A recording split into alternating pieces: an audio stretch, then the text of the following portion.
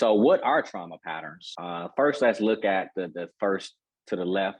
That's a ring of a tree. And the reason why I'm showing that is because they have technology where you can cut down a tree and look at the ring of a tree and dictate weather patterns based on the rings. And as you can see, first year growth, that kind of shows you, the tree being more encapsulated in the middle there. Then you can show you rainy season, how basically those lines start to become thicker. Dry season, the lines become smaller. And so this is a whole idea and understanding of that all life has patterns. Find those patterns, you can solve problems. And so when we look at trauma patterns, we're looking at it through brain waves. So this is a scale of brain waves from delta all the way up to gamma. And if you're not familiar with any brain waves, your brain gives off the electromagnetic frequency. And this is why we do EEG. EEG basically placing the sensors on the scalp, and we want to read the brain waves. Well, in each lobe of the brain, you give off brain frequencies in each lobe.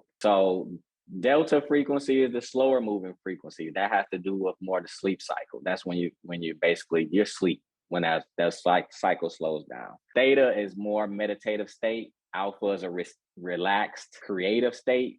Beta, which most of us are in right now, unless you're sitting on the couch having something to drink or something. But we're typically in beta. We're alert and we're consciously in tune to what I'm talking about. You're trying to process information. And gamma, to this day, there's still kind of a lack of understanding of what gamma is. Even they put awareness up there. I'm like, I don't really know. After looking at brain maps and we looked at gamma, it's like that's kind of a thing that we really don't understand yet, or at least we didn't at that time. Maybe they do now. So let's look at these brain patterns through a spectrograph and look at it in a totally different way. I call it the protection algorithm program. So the protection algorithm program is basically just your brain and your body's fight or flight, freeze, fawn response. And the reason why I call it the protection algorithm program, because it's like if something comes into your environment and the brain picks it up as an algorithm, hey, I'm used to this, I'm seeing this data, it's going to throw you into whatever protection state that it needs to keep you alive. So when we look at this graph on the left side, the left brain, the right brain, what we're doing is we're taking those sensors that I alluded to earlier, and we're saying we're placing these sensors on the temporal lobe area here. The temporal lobes is the closest area you can get to the amygdala. The amygdala is that small almond-shaped part of your brain that's buried within inside the temporals, and it has to do with that, that fear response. So when we're looking at the temporals, we're looking at it for a very specific thing. And if you don't even have to have any background in this to look at that graph on the left and say, well, what is going on there? It's something that's outstanding, right? What's the outstanding part? Well, you see that big block of red there, right? That big block of red to the right part of the brain is a trauma pattern. That's the fight-flight response. So when a person goes into the fight-flight response, that has now a cascading effect on the body. The body has to prime you for survival. So how does it do that? It's using this electrical conductivity to get all these organs to start to go into, okay, the pupils got to dilate, saliva has to be inhibited, airways, they dilate, everything is increasing, heart rate increase. And the reason why this increase is happening is because, we got to fight, we got to run, right? So blood has to increase, heart rate has to increase, but also things start to shut down. Your stomach inhibits digestion, starts to slow that down. Liver releases glucose, and your intestines inhibit digestion. Kidneys release adrenaline. Your bladder relaxes. Reproductive system decreases blood flow, which is very important for men with erectile dysfunction, because when you have trauma or you have high chronic stress, your blood flow in those areas are limited. Like your blood flow is going to your legs, not that leg. So these are that trauma patterns. So when people talking about trauma, this is what we're talking about from seeing it and experiencing it with people, right? But that's just one trauma pattern. This is that trauma pattern balanced and harmonized, right? So we didn't just look at trauma and just leave it there. We had tools and understanding that the brain can be balanced, just like I talked about with neuroplasticity. And so now you can see how something like my anxiety can decrease, because if that pattern is no longer like that, the sympathetic nervous system is turned off. It's not turned off fully, or it doesn't fully turn off, but it's balanced. So you're not stuck in that hypervigilant state anymore. So let me show you this. And when people think about trauma, we always think about these super horrific things. Like it just takes some very horrific things always that happen. But I want to show you this. This is another way of looking at that same graph that we looked at on the other slide. It just has a summary of all those frequencies in one line. So you have the left side, which is the yellow, and you have the red line, which is the right. Same thing, temporal lobe activity. We want those lines to be almost on top of each other. We want that balance. You see that gap there? That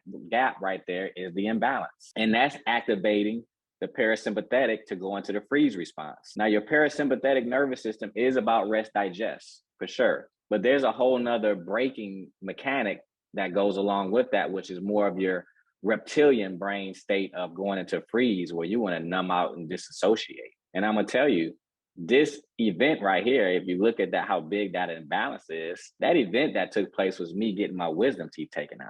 So going to get my wisdom teeth taken out, it caused that level of imbalance in my brain. And I also seen that imbalance like that when I had my Achilles injury and I went to have surgery. Because your brain, one, doesn't look at surgery like, oh yeah, we're just going to have surgery. It's going to be cool. Your brain's like, what the hell? Like, what is this you're putting in my body? Do you know medical practitioners, doctors, when they do anesthesia, they don't even know where you go. They have zero idea where you go, you know? So think about it. Your brain is being flooded with a chemical that's putting you in this induced, your brain is going to react. Your brain is going to react to everything, first of all. So again, let's look at after training though. I had them wheelchair me into the office right after I've had surgery. And I went in, I wanted to balance that out because I wanted to start to really get my brain and my body more primed to go into that rest and digest for recovery. This is Dr. Stephen Porges' polyvagal theory. And this is something that I learned after being in brain state technologies and using this, again, a technology and looking at trauma patterns. This work that he created actually goes in direct line with those trauma patterns we're looking at. And so he broke it down into like a green, yellow, and a red. So the green is social engagement. Like right now, if you're at your house and somebody's there, or you're just watching, you're calm, you're settled, you're grounded, you know, you're compassionate, you're curious, you're open. Unless, again, go back to those previous slides, unless you're stuck in fight, flight, or freeze response. Most of the population is typically stuck in these responses, these two responses. And when you're stuck in that response, though, again, heart rate, blood pressure, fuel availability, these are your resources. These are your internal resources, right?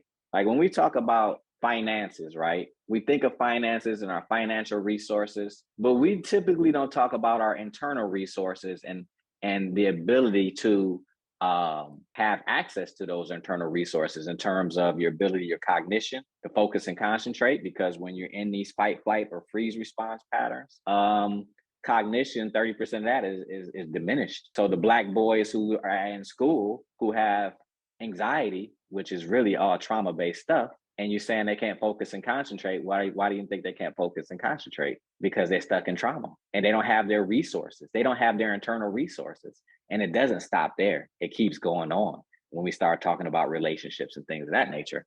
Because if you're not in green, if you're in green and somebody's in red, how do you think that relationship's going to be? If you're in green and somebody's in yellow, how do you think that relationship's going to be? You have to be in green and that person has to be in green for that to be a harmonious relationship. Now we see yellow and red people get together all the time because red and yellow match. If you're in fight or flight and the person's in freeze, let's say you're in fight mode and that person's in freeze, where if I'm constantly fighting against you and you shut down, great, that works. That's harmonious. That's harmonious trauma. It's not harmonious. I'm just saying it works though. And you see it all the time in abusive relationships. Typically, do you find a person who's in fight in a relationship? That's when they fighting each other, right? But all this is unresolved trauma and brain patterns.